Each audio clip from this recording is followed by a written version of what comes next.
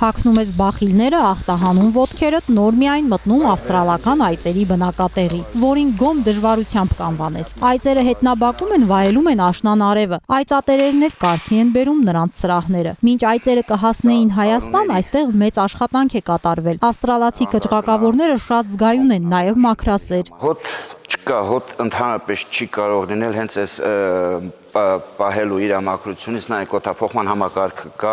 տակը իրանց փռած ծղոտը ըստ իրանց քանակի անհրաժեշտության, նայած 1 կամ 2 հակ ամեն փոխելուց։ Ու ծղոտը փոխվում է ամենակիչը 2 օրը 1 անպայման, ընդհանուր իրանց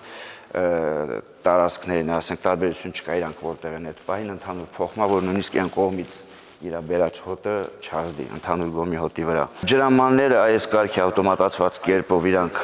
անընդհատ ստերիլ, կարելի ասել մաքուր ջուր են խմում, ֆիլտրը դրված է ընդհանուր համակարգի վրա։ Կերամանները մաքրվում է ամեն օր կերը տալուց առաջ օճառաջրով։ Տեղականի համեմատ ալպիական այծերը քիչ շարժուն են, մեծ ցատկեր չեն անում, չեն ուտում նաև բակում աճող խոտը։ Վարսակը նախընտրում են ցորենից, շատ սիրել են Սիսիանի գարին, մի քիչ էլ մրսկան են։ Բոլորն ունեն անձնագրեր, որոնցում նշված է 3 սերունդ։ Հունիսին ագարակ գյուղ հասած այծերից մեկն արդեն ծնել է։ Ալպիականները սովորաբար միանգամից 2 կամ 3 ձագ են ունենում։ Ուլիկները հեշտությամբ են հարմարվել տեղանքին։ Ամեն դեպքում ձագուկները ծնվելը մեզ համար ավելի շատ օգտակար եղավ փորձ ձեռք բերելու հարցում, որովհետև իրանք մնացած հեսապետիցն հունվարի 20-ից 30 ընկած ժամանակաշրջանում, կարելի ասել իրանց վրա մենք փորձ ենք ձեռք բերում հետագային, որ իմանանք մնացածին ոնց ենք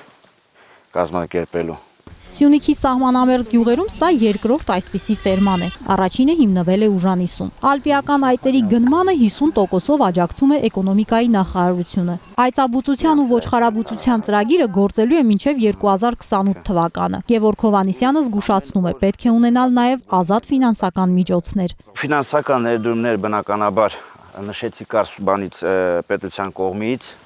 սուբսիդավորումը, բայց ճիշտն ասած համարյա ամեն օր մենք ինքներս այդ ֆինանսական ներդրումը անում ենք, որտեղ իրանց պահել իրանց խնամքը մի քիչ ավելի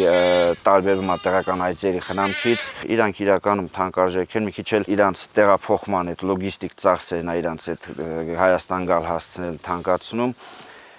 բայց այդ ամեն ինչով հանդերձ իրանց պահելն է շատ դժվար, որովհետև իրանք շատ զգայուն են ամեն ինչի հանդեպ եւ հիվանդություն եւ եղանակ։ Բիզնես տեսանկյունից այծաբուծությունը շահավետ է։ 1 տարվա ընթացքում այս կենդանին 2 անգամ է ծնում, բայց պետք է ուշադիր լինել, ծնվելու պահից սկսած պահանջում են գերխնամք։ Սկզբում անհրաժեշտ է եղջյուրների աճը կանխել, մի քանի օրը մեկ կտրել եղունգները, հստակ հետևել կերակրացանկին։ Առավելությունից առաջին հենց իրանց կաթի որակն է, կաթնատվությունն է։ Իրանք յուրաքանչյուր այծ ծնելուց հետո 3-ից 4 լիտր կաթ օրական տալիս է, բայց նաև բացի այդ իրանց տված 3-4 լիտր կաթ ունեն առավելությունը, որ ավելի շատ իր մեջ բաղադրությունները մայրական կաթին են նմանեցնում։ Սպիտակոցները շատ են, այսպես ասած, ավելի օգտակար է իրանց կաթը սովորական մնացած, ասենք, ցեղատեսակների տված կաթից։